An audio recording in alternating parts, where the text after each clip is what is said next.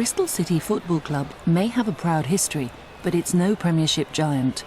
It can't afford to pay huge transfer fees to attract new players. 8 years ago, the then club chairman John Laycock took a bold decision to set up the Bristol City Football Academy as a way of injecting new blood into the team. The academy is something close to my heart. I really think that that's the future of the club, and I think it's the way that this club can achieve some sort of long-term success. I don't think there's any other way than to focus on the young players and to develop the academy system.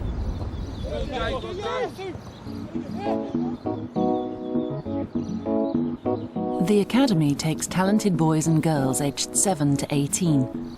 In addition to their football training, the club is responsible for giving them a formal education. In the past, this was done at private schools in the area like Clifton College, but that's all now changed. Until 5 years ago, what's now the City Academy was St George Community School, an inner-city school under special measures.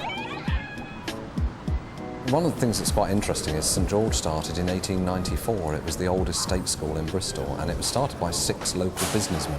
And so in a funny sort of way, the academy is a repeat of what happened then. But the school had gone through generations of changes, had become a large comprehensive, at one stage I think the second largest comprehensive in the country. Then it had gone through a period of plummeting roles, real problems around achievement. School buildings were in a desperate state, and although I think the community were always loyal to the local school, it was obvious that it needed a shot in the arm, it needed something different. Setting up a city academy was thought to be the answer. All they needed was a sponsor.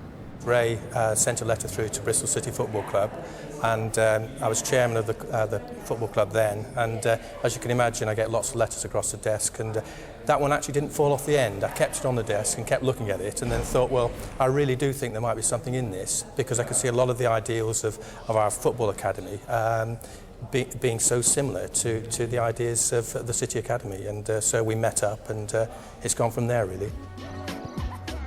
Students from Bristol City Football Club Academy now train in state-of-the-art facilities alongside pupils from City Academy Bristol.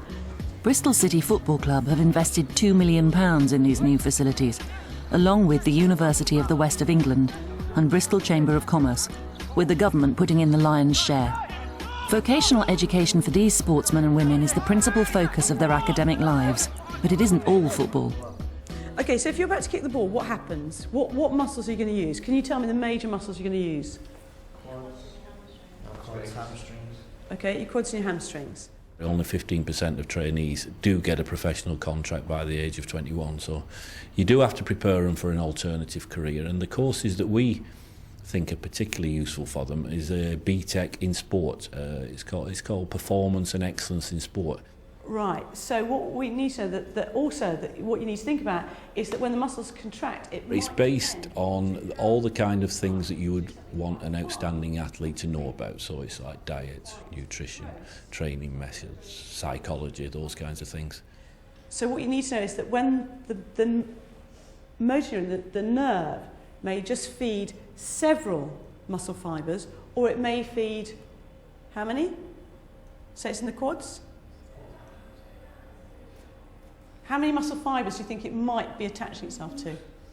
Thousands, OK? So that's the difference. So depending on... All the students come here on what's called the Scholars Programme, which is what you're seeing today. The Scholars Programme are 16 years upwards, so they could have left school and be in a job. So they are here only because of their football ability, and the education then is part of that because of their union, the PFA, who insists that they have to have 12 hours of education along with their apprenticeship, really, as a footballer. So that's how this has come about. It's sort of evolving over the years. All I want to know is, do I have to write about all these isometric contractions on there or not? Because you haven't said like that. That will come under our movement analysis checklist and things. So I would stick to the basic structure and the function of the muscle on this one. It is a package. You do have to do the education with the football because there are so many who don't become footballers. So, you know, we feel morally committed to doing it. We become attached to some of these players who we've known since they were 8 and 9 years old. Matt is one of Bristol City's hopefuls. He's to hear soon whether he'll get another contract or has to consider a future outside football.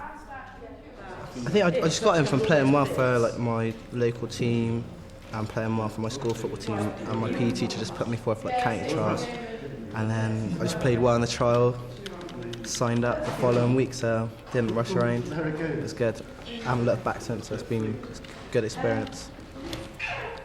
Alex is goalkeeper in the Academy's women's team. As yet, there are no contracts to be won or lost for the girls. I like the course, it's all to do with sport, and that's basically what I want to do. And I'm not finding it too hard, and it kind of gives you the right qualifications to move on into whatever kind of line of sport, well, as long as you want to carry on in sport, whatever you want to do, it's really helpful. I want to do physiotherapy. I think I want to stay in football. I could do that doing physiotherapy. I can come back and be physio at Bristol, maybe somewhere else, do work experience anyway. And so I'd quite like to do that. The first years when they come in, we split them between those who do level 2 and level 3 in this course.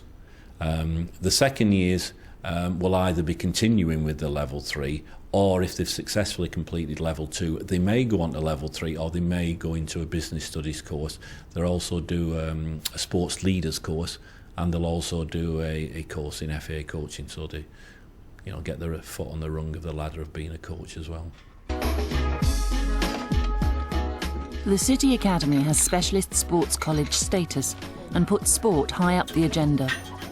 Sports courses are offered to all pupils, whether or not they're from the Football Club Academy. Ray Priest thinks it is very important. We're using sport really as the vehicle to raise achievement. It's about giving young people confidence. Obviously they're thinking about a healthy lifestyle, and that's a good thing and very much part of the agenda at the moment. But more than anything, I think we're trying to promote young people who are confident to take the lead and be leaders of others. You're on a right side and a left side. Nowhere is that more obvious than on the vocational course run here for the Community Sports Leader Award. These are a group of Year 10 pupils. They're learning interactive games and sports they can teach to younger children. 5, 2, 4, 6. Okay, scores on the draws. Alex, 6-2, completely made it up. If you were to do this with a group of students, would it actually matter what the scores were? No. What's the purpose of this activity? Exercise. Fun. Exercise, fun, warm up. What did you have to get into? Pairs. Straight away, does it isolate? Students come who are interested in sport. They've obviously played sport in the past, but they might not necessarily be at the top of their game. And they come from different reasons. Some because they have an interest, some because maybe their confidence is low and they just want to see what's going on, they want to use the new facilities and stuff like that. But it's all about communication skills, organisational skills, raising the self-esteem, motivating each other, and they get loads out of it. Same game, but your role is to actually really motivate. Okay, so how are you going to do that? Okay then, everyone. We're going to carry on what we're doing, and I'm just going to call a number, and I want you to run behind me and do as we were doing just now, okay? Number 4 is. Come on, Sarah, come on. Come on, my boo, keep going. You learn how to cope with children, how to react in certain situations, like bullying, for instance, or maybe an accident. So we've been taught first aid as well. So it's all really good knowledge to know. Okay, you're going to put the blindfold on. Simon's just done his hair, but never mind. Boo, go through with him. Put your head down. You're coming through again. That's it. That's it, Raj. Support. It's hard to put into words, but it's just enjoyment to me, just seeing other people enjoying the sports. That's really important to me. Got to hold tight. Where's the mat? Simon, back again. Simon, back at right. What instruction did you not give him? The direction. Right.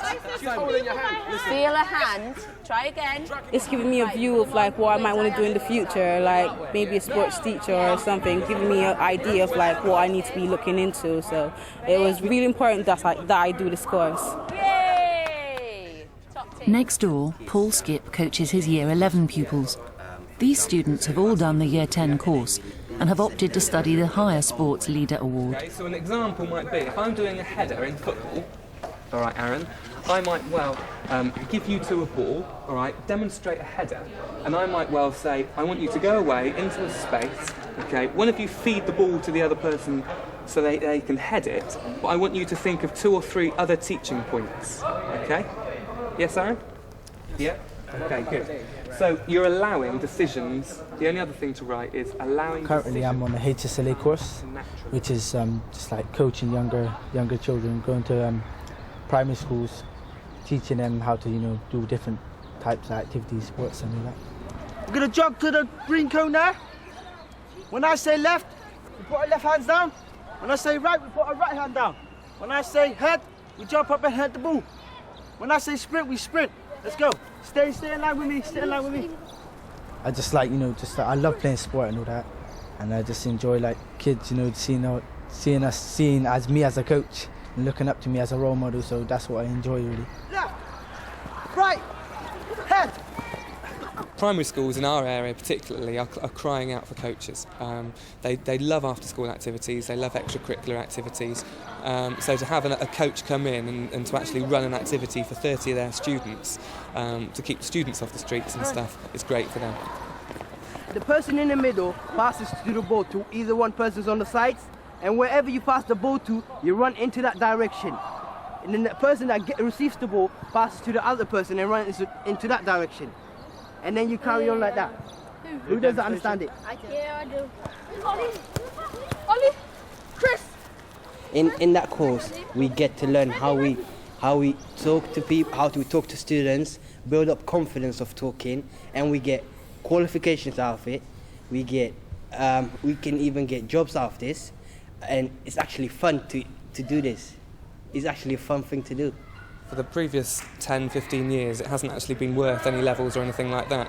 The students have always written it down on their CVs, on their record of achievement, and it always looks good because they've actually been able to show that they've had vocational experience. So they've worked with others and they've helped others, that sort of thing.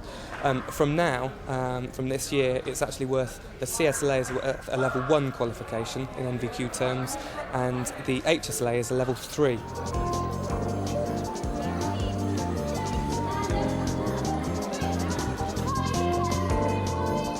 Although the head, Ray Priest, feels the City Academy is a big improvement on the old St George Community School, its most recent Key Stage 3 results still mean it's ranked among the bottom 30 secondary schools in England. The head defends the academy and says that all the indicators from attendance to GCSE results show a significant improvement. Does John Laycock still think it was a good investment? Well, I see this as more of a complete learning process for our boys at Bristol City, and I think that it prepares the footballers as it does the pupils here, who I look at as just all part of the same sort of entity, if you like. It gives them the chance really to prepare for later life. We're looking at a broader base. It's not just education, it's actually diet, how they look after themselves, and really to broaden their perspective. And I think that's what it's doing, and it makes all of us, the pupils, the teachers, all concerned, better people for it, and I think we learn a lot from it.